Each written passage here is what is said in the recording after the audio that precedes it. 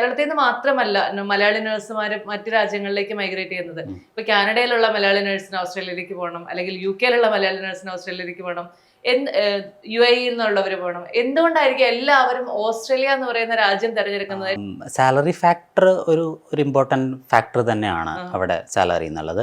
പക്ഷേ അതിനേക്കാൾ ഉപരി ഓസ്ട്രേലിയയുടെ ജോഗ്രഫി നോക്കുകയാണെന്നുണ്ടെങ്കിൽ കൂടുതലും കേരളത്തോട് മാച്ചിങ് ആയിട്ടുള്ള ഒരു കാലാവസ്ഥയാണ്. മെയിൻലി ക്യൂൻസ്ലാൻഡ് പോലുള്ള സ്ഥലങ്ങളൊക്കെ ആണെങ്കിൽ ക്ലൈമറ്റ് ആണെന്നുണ്ടെങ്കിലും ബാക്കി കാര്യങ്ങളാണെങ്കിലും, അതായത് നമ്മുടെ ഒരു പ്രോപ്പർ കേരള നാട്ടുമ്പുറം എങ്ങനെയാണോ അങ്ങനെ തന്നെയാണ് അവിടുത്തെ ജോഗ്രഫി.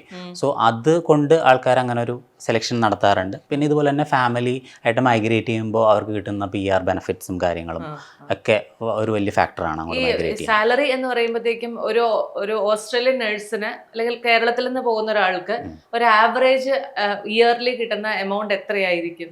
ഇന്ത്യൻ റുപ്പീസിൽ പറയുകയാണെങ്കിൽ ഒരു 50 lakhs ഒക്കെ അവർക്ക് ആനുവൽ പാക്കേജ് കിട്ടുന്ന ജോബാണ്. മിനിമം കിട്ടുന്ന ജോബാണ് അവിടെ RN എന്ന് പറയുന്നത്, രജിസ്റ്റേർഡ് നഴ്സ്.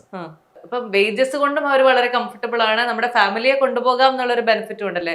ഫാമിലിയിൽ ഇപ്പൊ ഞാൻ നഴ്സാണ്, എന്റെ ഹസ്ബൻഡ് പക്ഷെ നഴ്സിംഗ് അല്ല പഠിച്ചിട്ടുള്ളത് എന്നുണ്ടെങ്കിലും അവിടെ വന്നു കഴിഞ്ഞാൽ എനിക്ക് ബാക്കി എന്ത് ജോലി ചെയ്യാനുള്ള ഒരു അധികാരമുണ്ടോ? അതെ അതെ, അതായത് ഇപ്പോൾ ഫോർ എക്സാമ്പിൾ നമ്മൾ UK-യുടെ കേസ് എടുക്കുകയാണെന്നുണ്ടെങ്കിൽ ഒരു നഴ്സ് പോയി കഴിഞ്ഞാൽ നഴ്സിന്റെ കൂടെ ഡിപ്പെൻഡൻ്റ് ആയി പോകുന്ന സ്പൗസ് മിക്കപ്പോഴും ചെയ്യുന്നത് കെയർ ഗീവർ വർക്ക് ആയിരിക്കാം. പക്ഷെ ഓസ്ട്രേലിയ അതുപോലെയല്ല. ഇപ്പോൾ ഫോർ എക്സാമ്പിൾ അവിടെ ഒരു നഴ്സ് മൈഗ്രേറ്റ് ചെയ്ത് നോക്കുക, സ്പൗസിന് വേറെ അക്കൗണ്ടന്റ് ആണ് പ്രൊഫൈൽ, അല്ലെങ്കിൽ വേറെ ഏതെങ്കിലും റിലേറ്റഡ് പ്രൊഫഷൻ ആണെങ്കിൽ ആ പ്രൊഫഷനിലെ ജോബ് ചെയ്യാനുള്ള ഓപ്പർച്യൂണിറ്റി ആക്ച്വലി ഓസ്ട്രേലിയ അവൈലബിൾ ആണ്.